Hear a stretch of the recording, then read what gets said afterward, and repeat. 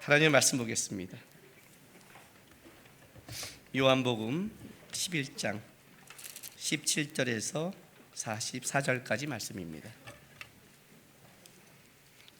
요한복음 11장 17절에서 44절까지 말씀 우리 한 절씩 우리 교독하겠습니다. 예수께서 와서 보시니 나사로가 무덤에 있는지 이미 나으리라. 많은 유대인이 마르다와 마리아에게 그 오라비의 일로 위문하러 왔더니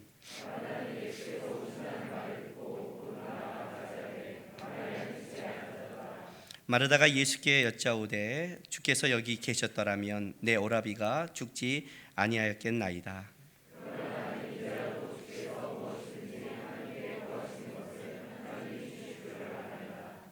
예수께서 이르시되 내 오라비가 다시 살아나리라.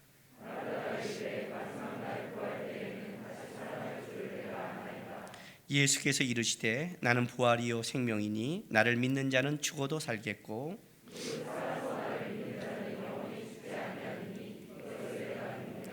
이르되 주여 그러하여다. 주는 그리스도시요 세상에 오시는 하나님의 아들이신 줄 내가 믿나이다.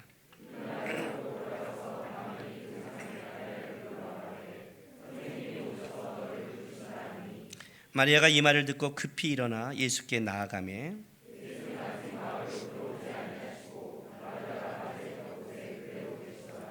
마리아와 함께 집에 있어 유료하던 유대인들은 그가 급히 일어나 나가는 것을 보고 고가로 무덤에 가는 줄로 생각하고 따라가더니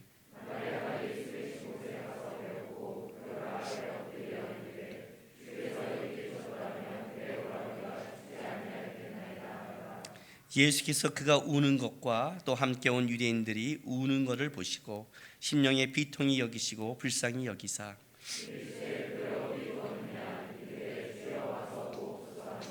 예수께서 눈물을 흘리시더라. 그 중에 어떤 이는 말하되 맹인의 눈을 뜨게 한 이 사람이 그 사람은 죽지 않게 할 수 없었더냐 하더라.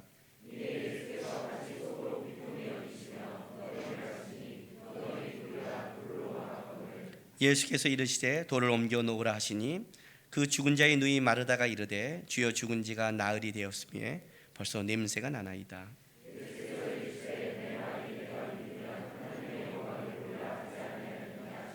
돌을 옮겨 놓으니 예수께서 눈을 들어 우러러 보시고 이르시되 아버지여 내 말을 들으신 것을 감사하나이다.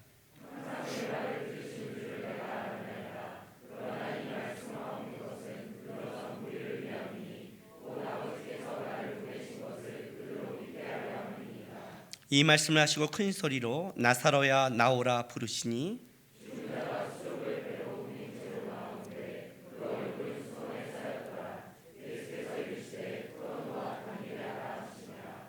아멘.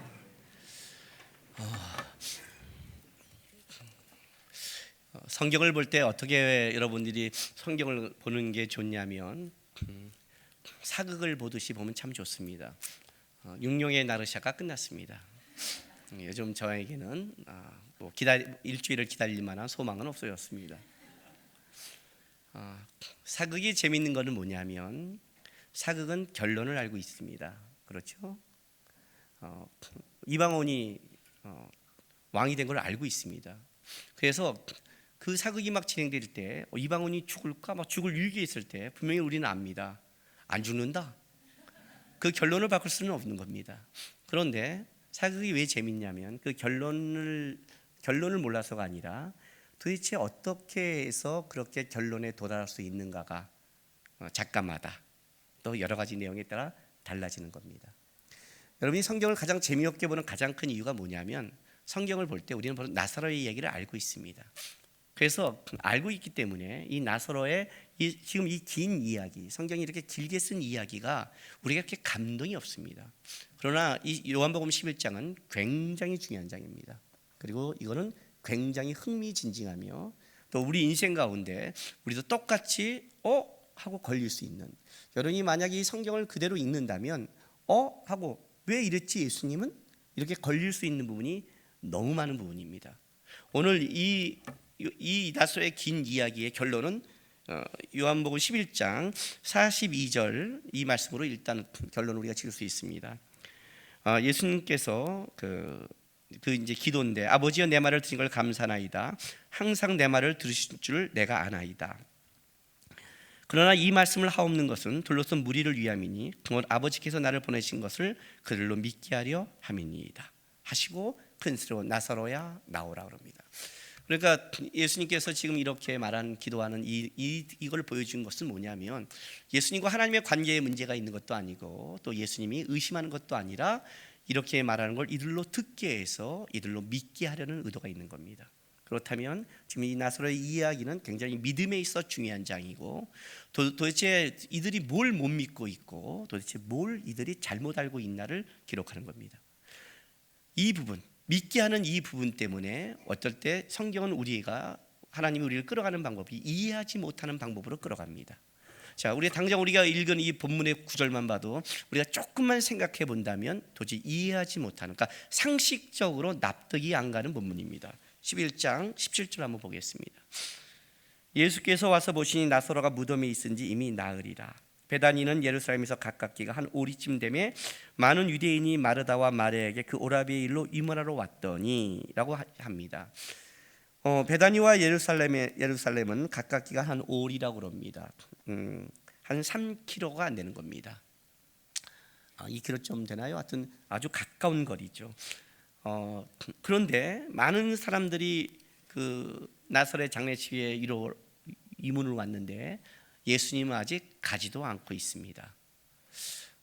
죽은 지 나흘이 됐는데도 이 가까운 거리 2km가 안 되는 거리입니다.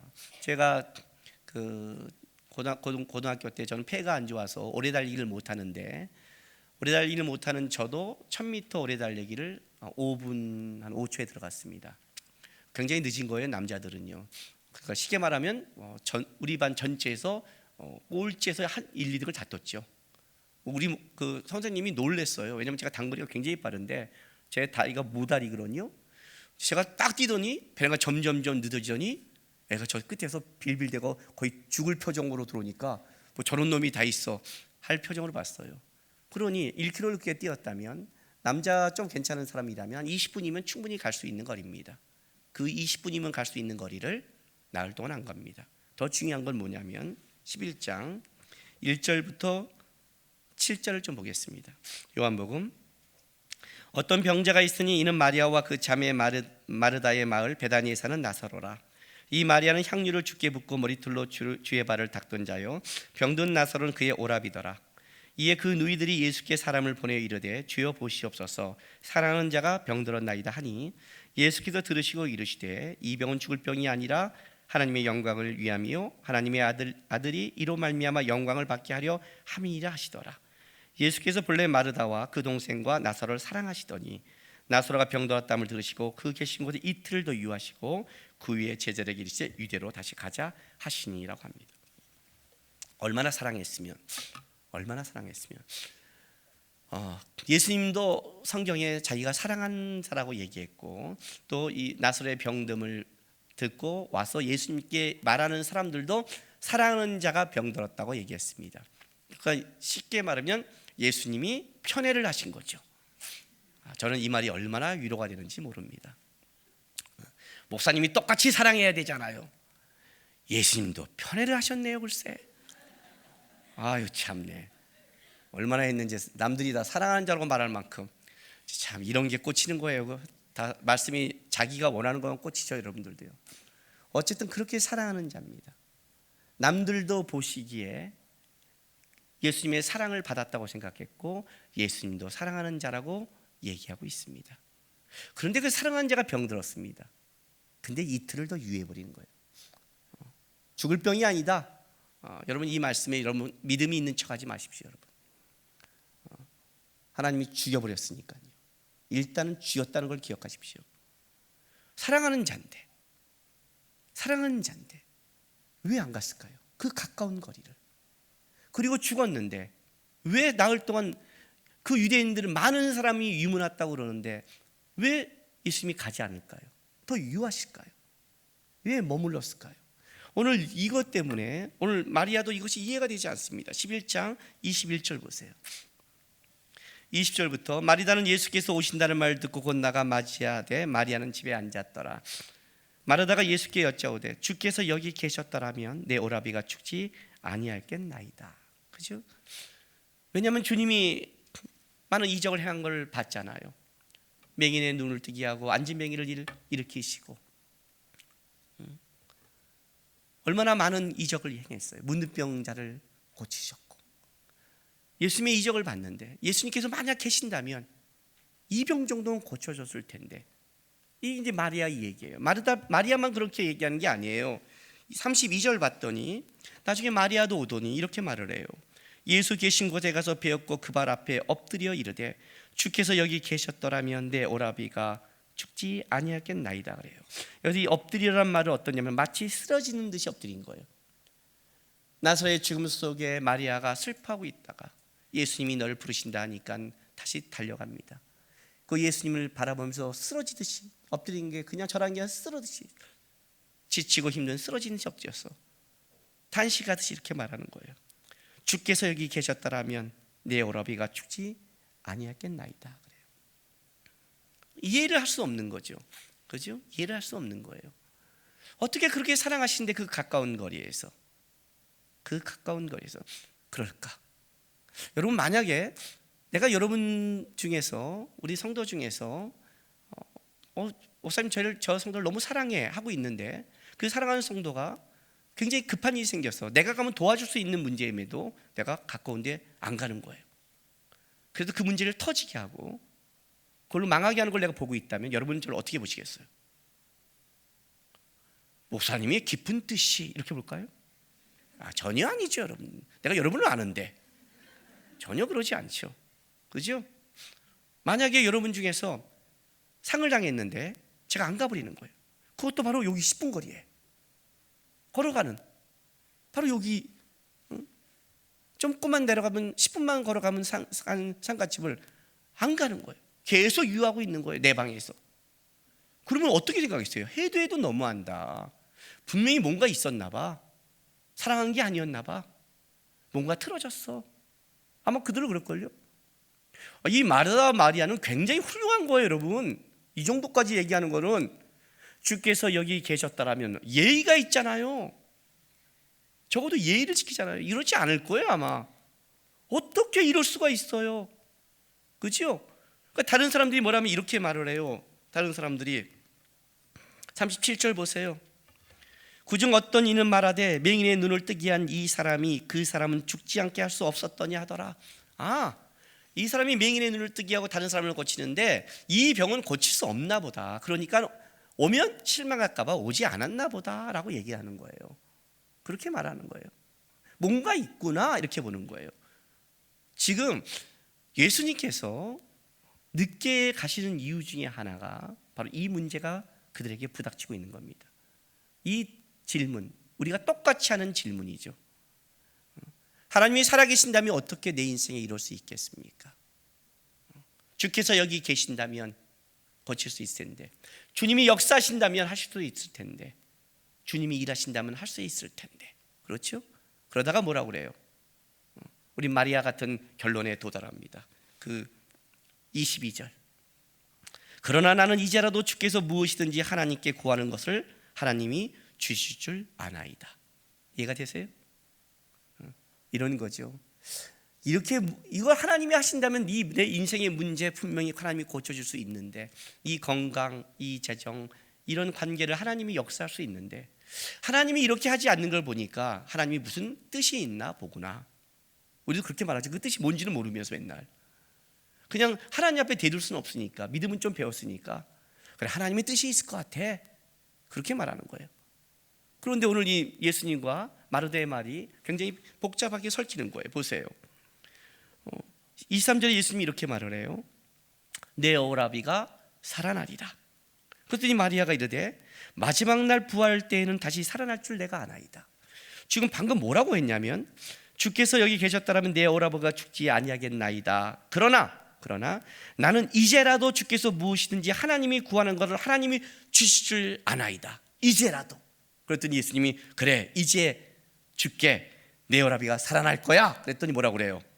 마지막 날 부활 때는 다시 살아날 줄 내가 아나이다. 분명히 자기가 뭐라고 그랬어요? 이제라도 주께 구하면 주께도 하실 줄도 고백해 놓고 주님이 이제 살아난다고 말하니까 뭐라고 말해요? 아멘 이라고 대답하지 않고 뭐라 해요? 마지막 날에.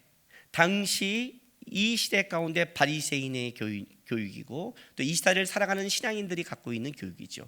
마지막 날에 부활한다는, 지극히 예수님 앞에서 생명과 부활의 주권자 되신 예수님 앞에서 자기의 개념과 자기가 믿는 신앙이 다 여전히 변함없는 그 한계를 가지고 있는 모습을 드러내는 거예요. 믿음은 있는데 여전히 주님에 대해서는 부지한 거죠. 지금 이게 마르다와 마리아의 똑같은 한계를 가지고 있어요.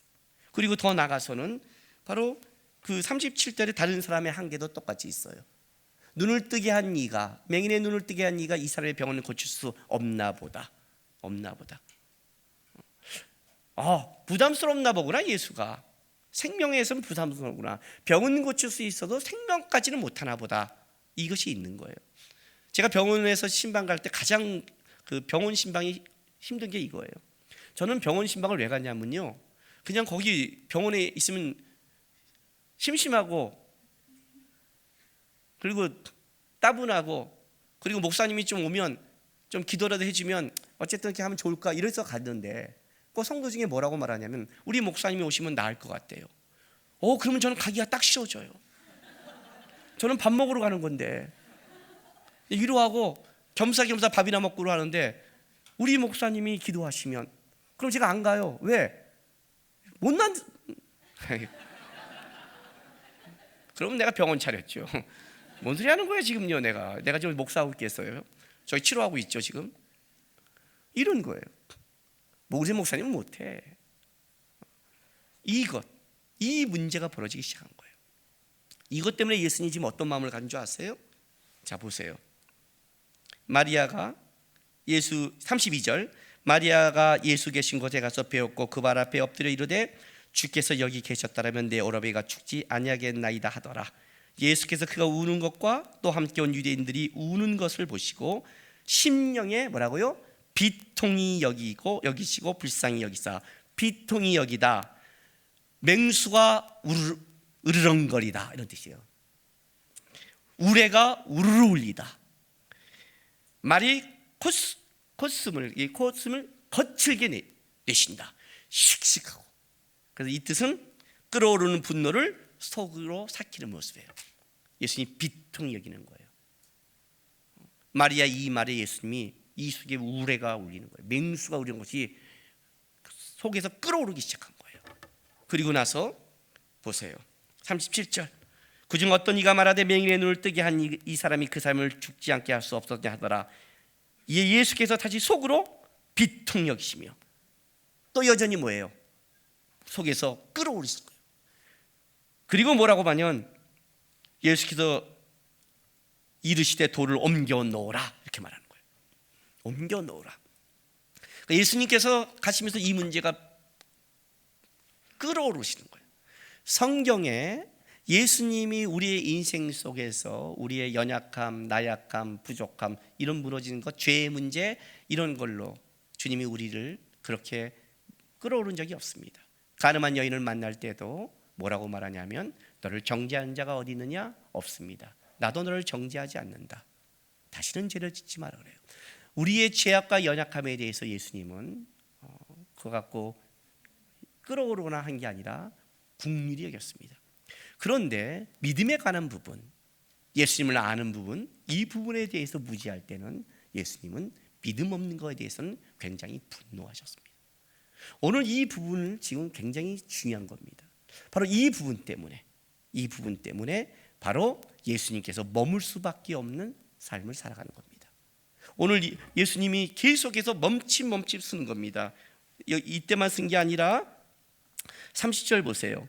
예수는 아직 마을로 들어오지 아니하시고 그리고 우리 성경은 없지만 원어에는 그럼에도 불구하고 마르다가 맞이했던 곳에 그대로 계시니라 그래요.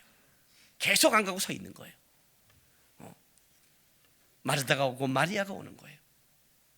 계속. 왜 예수님이 머물까요? 그지? 왜 예수님이 서 있을까요? 왜 예수님은 가서 그곳에 가서 먼저 가서 병을 고쳐주고 생명과 부활 되신 주님을 증거하지 않고 왜 이렇게 죽고 썩어 문드러질 때까지 놔두시고 서 있는 그런 삶을 살아갈까요? 다른 말로 여러분에게 묻게요. 왜 예수님은 우리 인생 속에 우리의 기도에 즉각적으로 응답하지 않을까요?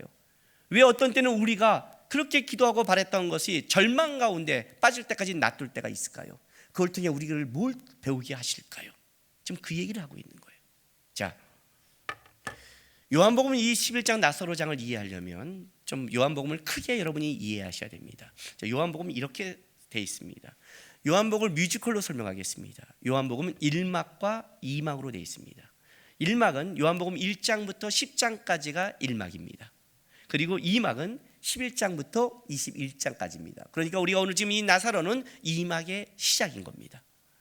우리가 뮤지컬 보면 알다시피 1막을 멋지게 시작하고 1막을 마무리하고 2막을 시작하고 그 2막을 마치는 거죠. 그러니까 2막의 시작을 어떻게 시작했냐면 바로 나사로를 살리는 걸로 시작했고, 나사로를 살리는 데 있어서 그 사랑하는 자가 죽을 때까지 기다리는 과정을 밟으면서 2막이 시작됩니다. 왜? 뭘 보여주려고? 자, 1막부터 좀 보면 2막이 좀 이해가 됩니다. 요한복음 1장 1절부터 6절 보겠습니다. 태초에 말씀이 계시니라. 이 말씀이 하나님과 함께 계셨으니 이 말씀은 곧 하나님이시니라. 그가 태초에 하나님과 함께 계셨고 만물이 그로 말미암아 지은 바 되었으니 지은 것이 하나도 그가 없이는 된 것이 없느니라. 그 안에 생명이 있었으니 이 생명은 사람들의 빛이라. 빛이 어둠에 비치되 어둠이 깨닫지 못하더라. 하나님께로 보내심을 받은 사람이 있으니 그의 이름은 요한이라. 자, 무슨 말을 하냐면 1막이 이렇게 시작하는 거예요. 1막이 태초에 말씀이 계셨습니다 하는 거예요. 자, 뮤지컬 생각하셔야 돼요. 음악이 꽝꽝 울리는 거예요. 맨 처음에 말씀이 계신 거예요. 그 말씀이 빛이고 생명이에요. 그 생명이 이 땅에 비춰지기 시작했는데 어둠이 깨닫지 못하는 거예요. 우리가 깨닫지 못하는 거예요. 그래서 이 어둠을 깨닫게 하려고 보내심을 받은 자가 있었으니 누구라고요? 예, 요한이 등장하는 거예요. 요한이 등장해서 자 봐요. 15절 1장 15절 요한이 그에 대하여 증언하여 외쳐 이르되 내가 전에 말하기를 내 뒤에 오시는 이가 나보다 앞선 것은 나보다 먼저 계심이라 한 것이 이 사람을 가리킵니다. 그러니까 요한이 나타나서 그 다음 주인공에 대해서 가르치는 거죠. 그죠? 자 29절 보세요. 1장 29절 이튿날 요한이 예수께서 자기에게 나오심을 보고 이르되 보라 세상 죄를 지고 가는 하나님의 어린 양이로다. 내가 전에 말하기를 내 뒤에 오는 사람이 있는데 나보다 앞선 것은 그가 나보다 먼저 계심이라 한 것이 이 사람을 가리킵니다. 나도 그를 알지 못하였으나 내가 와서 물로 세례를 베푸는 것은 그를 이스라엘에 나타내려 함이라 하니라. 요한이 또 증언하여 이르되 내가 보매 성령이 비둘기같이 하늘로부터 내려와서 그 위에 머물렀더라. 나도 그를 알지 못하였으나 나를 보내어 물로 세례를 베풀라 하신 그이가 나에게 말씀하시되 성령이 내려서 누구 위에든지 머무는 걸 보거든 그가 곧 성령으로 세례를 베푼 이인 줄을 알라 하셨기에 내가 보고 그가 하나님의 아들이심을 증언하였노라 하니라. 또 이튿날 요한이 자기 제중 두 사람과 함께 섰다가 예수께서 건인심을 보고 말하되 보라 하나님의 어린 양이로다. 두 제자가 그의 말을 듣고 예수를 따르거늘. 자, 오늘 본문이 이렇게 되는 거죠. 요한이 등장하는 겁니다. 말씀이 계시고 생명과 빛이 계셨고 그것이 어둠을 끼치는데 어둠이 깨닫지 못하는 겁니다. 그래서 요한이 등장해서 바로 그 생명의 주권자 된 예수를 소개하는 겁니다. 보라 세상 죄를 지고 가는 하나님의 어린 양이로다. 나도 그래 전에 알지 못하였으나 그러나 성령이 그 위에 비둘기같이 내리면 그인 줄 알겠다 하고 말하고 요한의 제자들이 예수를 생명과 빛으로 쫓게 하는 겁니다. 왜냐하면 사람들이 뮤지컬이 시작된 거예요. 사람들이 궁금해서 묻습니다. 요한에게 너가 그리스도냐? 너가 메시아냐? 묻는 겁니다. 아니다. 나는 메시아가 아니다. 너는 누구냐? 나는 선지자가 말한 바 광야에서 앞선 보낸 자에 불과하다. 나는 그의 신들매도 감당하지 못할 연약한 자다. 그러나 내 뒤에 오시는 이 성령이 비둘기같이 오시는 이가 그다라고 알리는 거예요. 어둠이 빛에 대해서 관심이 있는 것 같고 세례요한은 빛을 가리키는 것 같고 예수의 제자를 따라가서 드디어 이 어둠 가운데 생명이 임했다는 것을 보여주는 것 같습니다. 그게 일막의 시작입니다. 그리고 이 생명이 되시는 부활하신 예수님은 이제 일막 가운데 그가 얼마큼 생명의 주권자인지 가나의 혼인잔치를 통해서 니고데모를 통해서 그리고 수가성의 여인을 통해서 계속 그가 메시아임을 한 막마다 계속 보여주기 시작하는 겁니다. 그런데 결론이 어떻게 내리냐면 1막 끝에 요한복음 10장으로 가겠습니다. 1막의 마무리를 이렇게 끝나는 겁니다. 10장 22절입니다. 예루살렘의 수전절이 이르니 때는 겨울이라. 예수께서 성전 안 솔로몬 행각에 거니시니 유대인들이 에워싸고 이르되 당신이 언제까지나 우리 마음을 의혹하게 하려 하나이까. 그리스도이시면 밝히 말씀하소서 하니 예수께서 대답하시되 내가 너에게 말했을 때 믿지 아니하는도다. 내가 내 아버지의 이름으로 행하는 일들이 나를 증거하는 것이거늘 너희가 내 양이 아니므로 믿지 아니하는도다 하고 보세요. 30절 31절 보세요. 결론이 나와 아버지는 하나이다 하매 유대인들이 다시 돌로 들어 치려 하거늘 이렇게 하는 거예요. 그들이 질문하는 거예요. 당신이 왜 우리를 의혹해 합니까? 진짜 메시아입니까? 당신이 생명입니까? 진짜입니까? 밝히 좀 말씀해 주세요. 그랬더니 내가 벌써 나타냈고 보여줬다는 거예요. 너희가 믿지 않는다는 거예요. 왜냐하면 너희가 내 양이 아니기 때문에. 하나님과 나는 하나다 그래요. 하나님과 나와 하나다는 건 메시아란 뜻이에요.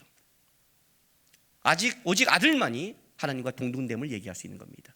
그러면 뭐라고 그랬어요? 그럼 어떻게 해야 돼요? 메시아라면 받아들여야 되잖아요. 우리를 헷갈리게 하지 마시고 정확하게 말씀해 주셔서 내가 나다 그러면 진짜 메시아인지를 밝혀야 되는데 자기라고 하니까 돌로 쳐 죽이려는 거예요. 어둠은 여전히 깨닫지 못하는 거죠. 어둠은 여전히 관심이 없는 거예요. 1막 끝에. 결론이 1막을 어떻게 내리냐면 10절 39절로 가세요. 그들이 나가 다시 예수를 잡고자 하였으나 그 손에서 벗어나 나가시니라. 나가서 어디로 가냐면 다시 요단강 저편 요한이 처음으로 세례 베풀던 곳에 가서 거기 거하시니 많은 사람이 왔다가 말하되 요한은 아무 표적도 행하지 아니하였으나 요한이 이 사람을 가리켜 말한 것은 다 참이라 하더라. 그리하여 거기서 많은 사람이 예수를 믿으니라 하고 1막에 막이 착 내리는 거예요. 이제 무슨 말이냐면 이렇게 되는 겁니다. 1막의 시작이 어떻게 시작하냐면 요단강에서 시작하는 겁니다. 요단강에서 드디어 외치는 자의 소리가 들리는 겁니다. 무대를 생각하셔야 돼요. 요단강에서요. 세례요한이 나타나서 보라 세상지를 주관 하나님의 어린 양이다. 성령이 비를 갖기 임했다. 생명과 빛이 오셨다고 설파하는 거예요. 외치기 시작했어요. 먼저 외쳤을 때 너가 메시아냐 너가 그리스도냐 사람들의 궁금증은 똑같아요. 아니다 내 뒤에 오신이다. 그걸 예수를 얘기했어요. 그 예수가 그걸 보여주고 1막을 살아갔어요. 그런데 마지막 수전절날 어떤 일이 벌어졌냐면 사람들이 여전히 예수께 물어요. 당신이 세례요한에게 묻는 것처럼 당신이 메시아입니까? 헷갈리게 하지 말고 말해주세요. 내가 메시아다. 그랬더니 어떻게 돼요? 어둠이 돌로 쳐 죽이려고 하니까 예루살렘에 그러니까 요단강가에 시작해서 1막에 예루살렘까지 올라간 거예요. 예루살렘 이 수전절날 솔로몬 행각에 있다는 건 어떤 뜻이냐면 그 솔로몬의 성전 안에 가장 큰 곳이 이방인의 뜰이라는 곳이 있습니다. 이방인의 뜰 오른 동쪽에 가면 바로 솔로몬의 행각이 있는데 여기서 가장 많은 남녀노소가 모여서 가장 많은 율법을 토론하고 이야기를 하는 것이 이 솔로몬의 행각입니다. 사도행전에 가면 이 솔로몬의 행각에서 바로 수많은 제자들의 얘기가 시작되는 곳이 바로 여기입니다. 그러면 여기서 예수가 메시아라고 하면 이제 어떻게 돼요? 이방인의 뜰에서 성전의 중심으로 들어가야 되거든요. 주인이시니까. 근데 거기까지 왔는데 예수가 거기까지 왔는데 여기서 돌로 쳐 죽이려고 하니까 다시 어디로 가요? 다시 요단강으로 복귀해버린 거예요. 빛이 임했고 생명이 요단강에부터 시작했어. 예루살렘까지 살아갔는데 그들이 다시 거절하자 어떻게 된다고요? 다시 처음으로 나가서 요단강으로 돌아가신 거예요. 그리고 2막은 요단강에서 예수님이 다시 시작하는 거예요. 그리고 1막은 뭐냐? 예수가 이 땅에 왔고 생명과 부활의 주님이 이 땅에 오셨다 할지라도 어둠은 여전히 받아들이지 않더라. 돌로 치고 쫓아내더라가 1막의 결론으로 끝내버리고 2막이 어떻게 시작하면 그럼 예수께서 어떻게 해요? 내가 친히 내가 부활이요 생명을 보여주겠다라고 해서 2막은 어떻게 시작하냐면 시작부터 예수가 와서 나사로야 나오라 해서 나사로의 생명의 부활을 시키고 21장의 부활과 부활로 끝나는 이막이 시작되는 거예요. 굉장히 멋진 그 작품이죠. 굉장히 멋진 드라마예요. 이막의 시작이 부활로 시작하는 거예요. 생명으로 시작하는 거예요. 그리고 이제부터는 그 부활의 주님을 이막은 얘기하고 설명하고 마지막에 십자가에서 그 스스로가 부활하시고 베드로를 다시 한번 회복시키는 걸로 이막이 흘러가는 거예요. 이 시작이 바로 요한복음 11장이에요. 이해가 되세요?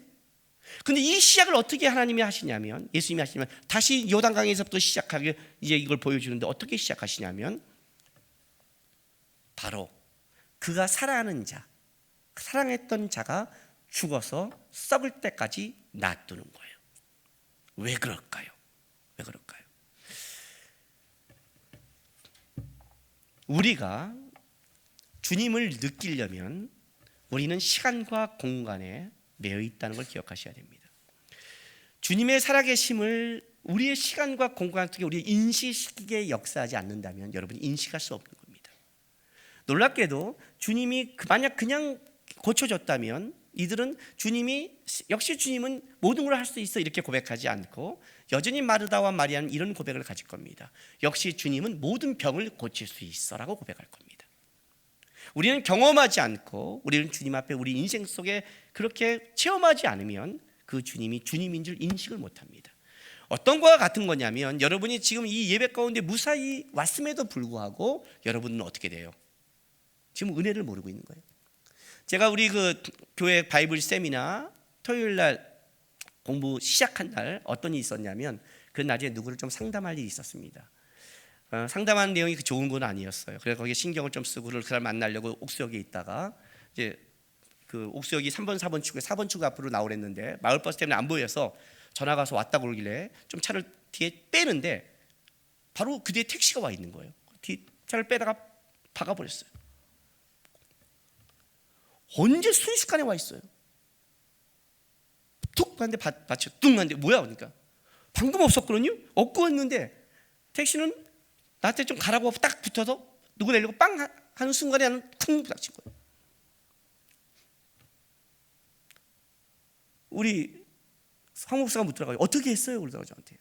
어떻게 하긴 죄송하다고 그랬지. 그랬죠. 죄송하다고 그랬어요. 나와서 죄송합니다 그랬죠. 어떻게 죄송하다고 먼저 해야죠.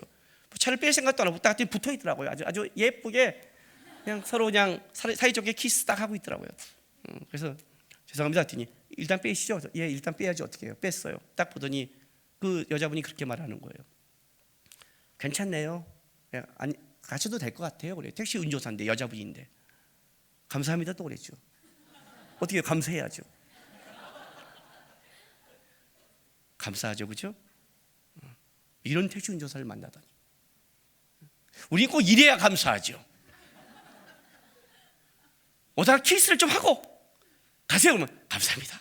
역시 주님은 살아계셔. 키스 안 하고 곧장 오면 지금 감사가 없잖아요. 그렇잖아요. 과연 하나님이 그렇게 일하시면 알까요? 아니라는 거죠. 생명과 부활의 주가 우리에게 다가오려면 어떻게 해야 돼요? 우리 삶 속에 있는 거죠. 여러분 지금 부활절이에요. 부활절 진짜 기쁘세요? 오늘 아침에 와 부활절이야 와 이러고 오셨어요? 지금 부활절일 날 가장 행복한 사람이 누군 줄 아세요? 달걀 파는 사람하고 꽃집이랍니다. 어저께 달걀이 우리 교회에서 1000개를 삶았는데 우리는 적게 삶은 거예요. 우리는 1인당 끝나면 줄 텐데 1인당 1개예요. 보통 2개 주거든요. 근데 이러면 1000개가 아니라 깨지는 걸 생각해서 더 끓여야 되잖아요. 보통 교회는 2개니까 지금 온 신의 달걀을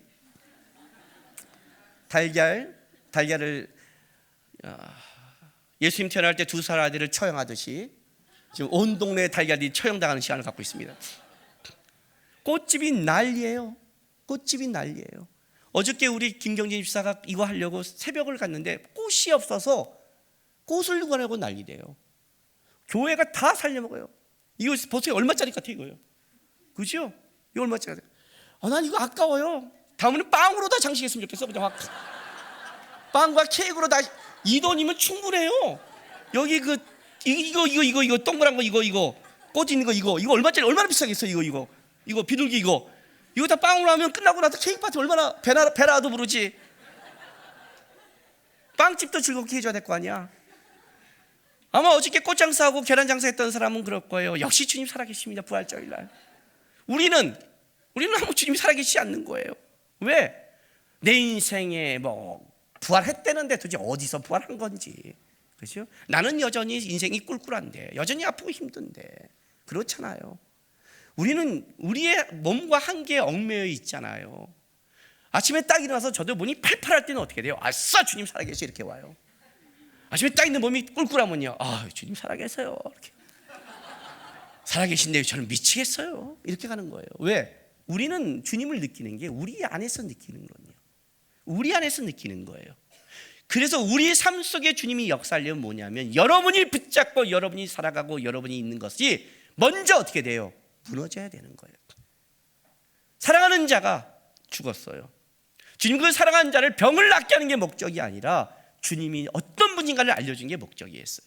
그 알려주기 위해서 그 사랑하는 자가 죽을 때까지, 완전히 실망하고 포기할 때까지 놔둬요. 마르다와 마리아가 주께서 여기 계시면 나으시지 않은 이 믿음에서 예수님이 생명과 부활해 주라는 것까지 나가는 믿음을 주기 위해서라면 그가 생각하고 붙잡는 게 무너져야 되는 거예요. 이것 때문에 하는 거예요. 나사로에게는 이 얘기가 쓰는 거예요. 어둠이 깨닫지 못하더라는 거예요. 마르다와 마리아도 은혜 아니면 어둠이거든요. 어둠을 깨닫게 하려면 어떻게 돼요? 어둠 가운데 오셔서 그의 현장 가운데 오셔서 일할 수밖에 없는데, 불행히도 우리의 현장은 시간과 공간에 얽매여 있다는 거예요. 그래서 주님이 그 일을, 시간을 똑같이 절망할 때까지 그 기간을 가는 거예요. 오늘 보세요. 11장 17절이요. 예수께서 와서 보시니 나사로가 무덤에 있든지 이미 나으리라 그래요. 나으리라.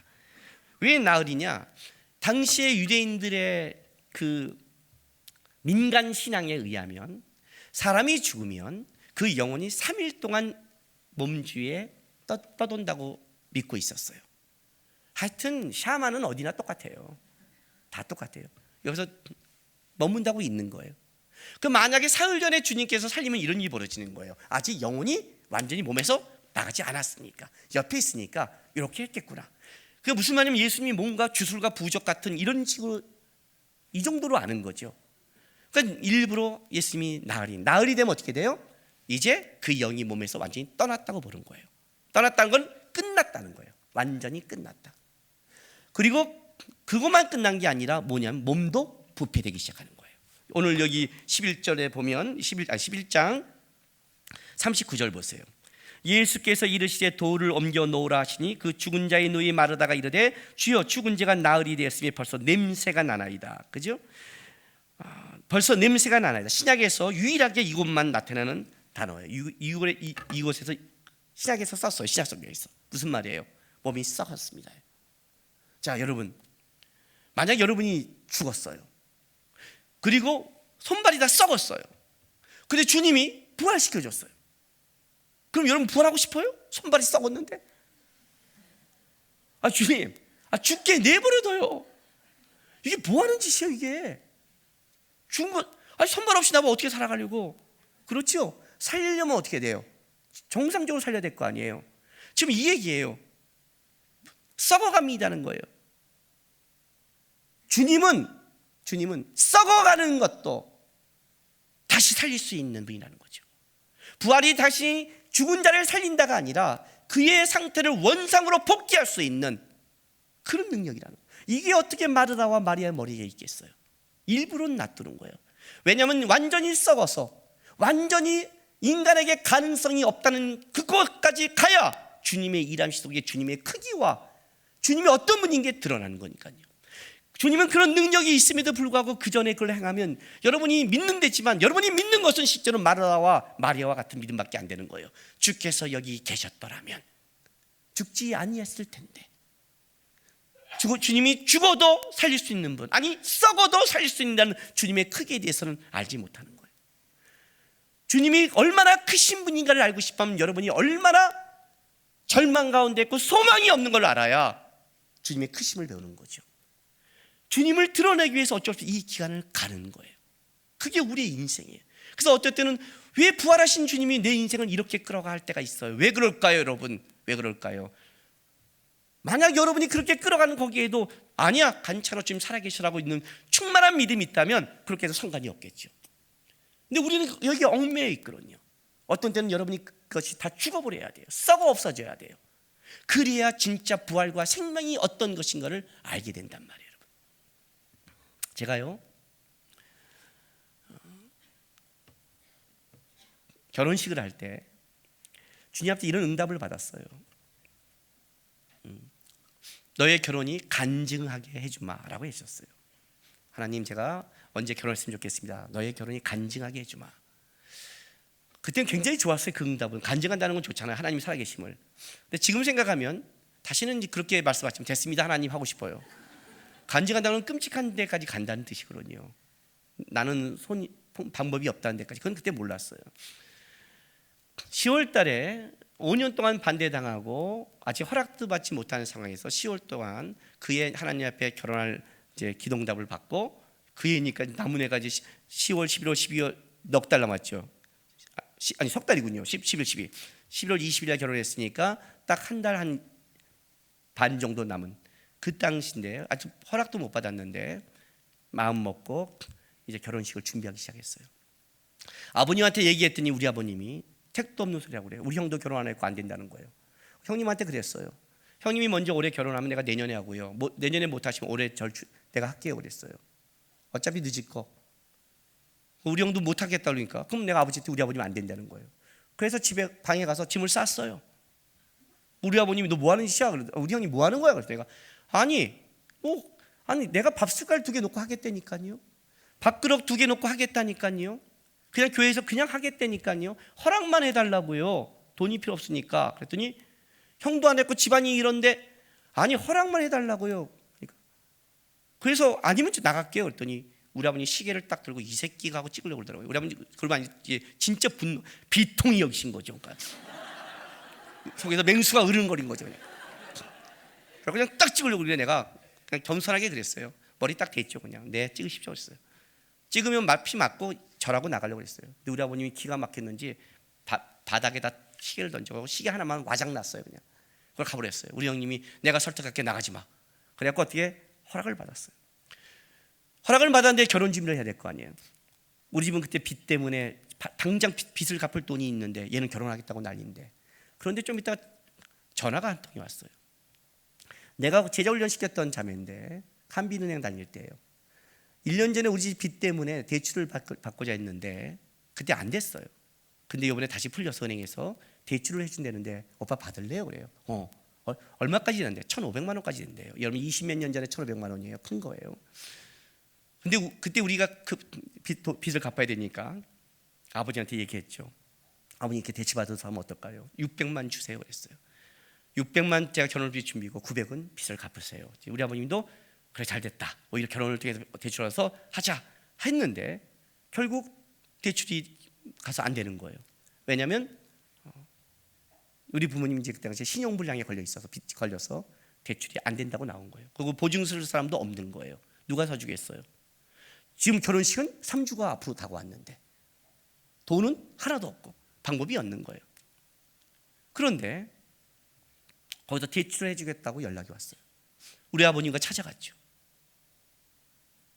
아니 어떻게 대출이 돼요? 그랬더니 그 대출 담당자가 뭐라냐면 지점장을 만나서 이렇게 말한 거예요. 이 사람 내가 보증 쓸 테니까 돈 주십시오 한 거예요. 이해가 안 가죠. 그래서 우리 아버님 물었어요. 우리 아버님 너무 희한해서 아니 1,500만 원 돈이 큰 돈인데 만약 우리가 못 갚으면 우리가 신용분양인데 못 갚으면 어떻게 하시려고 대출을 해주려고 그럽니까? 그랬더니 그 대출업자가 이렇게 대출 담당자가 이렇게 말해요.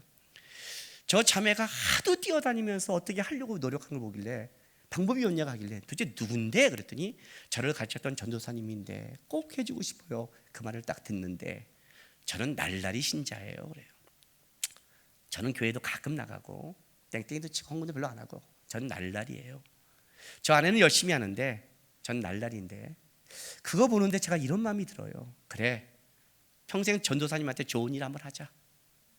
안 되면 내가 갚지 뭐. 내가 좋은 일 한번 하자. 그래서 제가 보증 쓰기로 했습니다. 대출 담당자가 지점장한테 보증 내니까 지점장은 통과시켜 준 거예요. 우리 아버님 안 갚으면 천천히 갚으세요. 하나님께 한번 천국 가서 좋은 일 한번 했다는 소리 듣고 싶어서 제가 했습니다. 그래요. 우리 아버님 그 말을 딱 듣고 집에 오시더니 친척한테 전화가 왔어요. 결혼 준비 어떻게 돼가 돈은요? 남국이는 남국이에 하나님이 도와. 그 말이 나오기 시작한 거예요. 내 결혼식에 한 예를 들었어요. 제 결혼식의 모든 게 다 이와 같이 벌어졌어요. 모든 게 간증으로 벌어졌어요.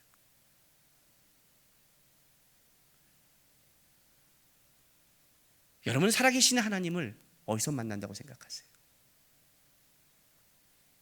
절망의 끝자락에서 주님을 보지 못하면 내 절망의 끝자락에서 역전할 수 있는 주님의 크기를 못 본다면 여러분 아직 주님을 못 보는 거예요.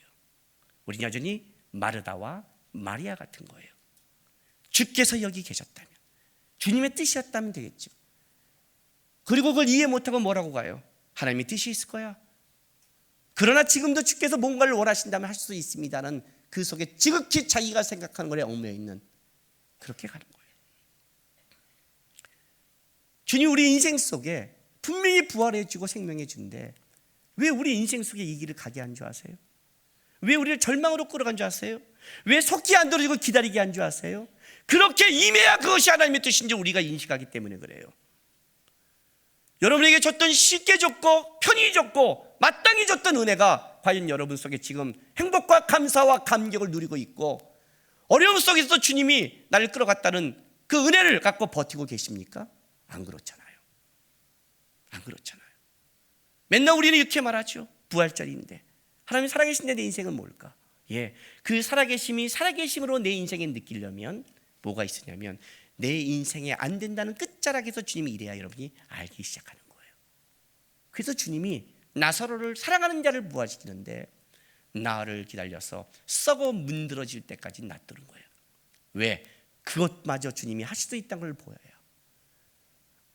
그들로 예수를 믿고 더 하나님의 깊은 생명과 진리 가운데 들어가게 하려고. 이게 오늘 11장의 목적이 되는 거예요, 여러분. 목적이. 예수를 믿는다는 건 어떤 건지 아세요, 여러분? 예수를 믿는다는 게 어떤 썩어 문드러진 곳에서도 주님은 생명과 다시 할 수 있다는 것을 그런 하나님을 우리가 따라간다는 그걸 아는 게 배짱이라는 거예요. 인생 속에서 우리 하나님이 이렇게 크구나. 여러분 세상 사람도 먹고 마시고 입는 것이 잘 될 때 감사하고 먹고 마시고 입는 것이 무너질 때 절망해요. 만약 우리가 그게 똑같다면 뭐가 도대체 생명과 부활의 주님과 같다고 생각하시겠어요, 여러분? 내가 먹고 마시고 입는 것에 문제가 생겼을 때 왜 쟤는 저렇게 포기하지 않고 쟤는 그것이 어려워도 실망하지 않고 갈 수 있는 게 무엇일까는 바로 여러분이 만나고 고백한 그 예수의 크기에 따라 여러분이 살아갈 수 있는 거예요. 예수님의 이 부활이 나사로의 11장부터 시작했던 걸 2막이 이렇게 시작한 거예요. 부활에서 부활로 시작되는 거예요. 나사로를 살린 것에서 주님이 살린 걸로 시작된 거예요. 그 나사로의 살림을 우리가 인식하기 위해서 주님이 어떻게 하신다고요? 나흘을 기다리고 버티고 분통이 여기고 억울해도 주님도 같이 기다렸다가 그랬다가 거기서 일을 해야 여러분이 받는 응답이 돈과 물질과 건강이 아니라 누구를 얻냐면 부활하신 예수를 얻기 되기 때문에 그러는 거예요. 이해가 되세요? 삶 속에 고통과 힘들과 어려움을 살아가는 사람이 지금 있다면 기다리세요, 여러분. 버티세요. 그리고 그것이 내 눈에 절망 가운데 보일지라도 여러분의 눈과 안목을 믿지 말고 버티세요. 그러다 죽으면요, 죽으세요. 끝이잖아요. 우리가 끝났다는 순간에 하나님은 길을 여실 거예요. 우리가 아니라는 것도 주님은 바꾸실 거예요. 여러분에게 아니지 주님에게 아닌 적은 한 번도 없었어요. 이해가 되세요? 그 길을 가시는 거예요. 부활과 생명을 지식으로 얻지 마세요. 여러분의 삶 속에서 살아계신 하나님을 목도하고 고백해야만이 살아있는 신앙을 갖고 세상에 담대하게 살아가는 거예요. 하나님, 이 어려움과 힘듦을 통해서 쉽게 얻어지는 게 아니라 내가 살아계신 하나님을 만나고 생명과 부활의 주를 만나서 내 어둠이 벗겨지고 세상 가운데 돈과 물질을 얻은 게 아니라 하나님의 살아계신과 하나님을 얻었다는, 하나님이 살아계신다는 그 고백이 내가 하는 고백이 되기를 원합니다. 그렇게 일하시고 부활과 생명의 주로 내 인생의 역사해 주십시오. 그렇게 기도하시고 그렇게 살아가셔서 세상 가운데 하나님의 살아계심을 증명하는 하나님의 자녀 되시기를 주님의 이름으로 부탁합니다. 기도하겠습니다. 이 시간에 우리 다 같이 기도하겠습니다. 여러분, 주님, 세상을 살아가면서 먹고 마시고 즐거운 걸로 행복한 게 아니라 내 속에 살아서 역사하시는 하나님을 내가 만나고 고백하는 걸로 즐거워하고 그걸 이야기할 수 있는 신앙 되게 도와주십시오. 남들이 보기에 혹시 내가 끔찍하고 어렵고 힘든 삶을 살아가고 쟤는 어찌할 거 염려하고 있다면 이렇게 기도하십시오. 하나님, 제가 억울한 것은 그런 소리를 듣는 게 아니라 여기를 통해 주님의 살아계심이 증명되지 않는 것입니다. 그들이 우려하는 이 삶, 걱정하는 삶 속에 하나님이 일하셔서 이것이 주님을 증거하고 하나님이 살아계신다는 것을 보여줄 수 있는 삶으로 바꿔주십시오. 그래서 살아있는 하나님을 내가 그들에게 보이고 싶습니다. 그렇게 기도하시고 내 인생 속에 하나님을 만나기 원한다고 좀 간구하시고 결단하시기 원합니다. 기도하겠습니다. 아버지 하나님,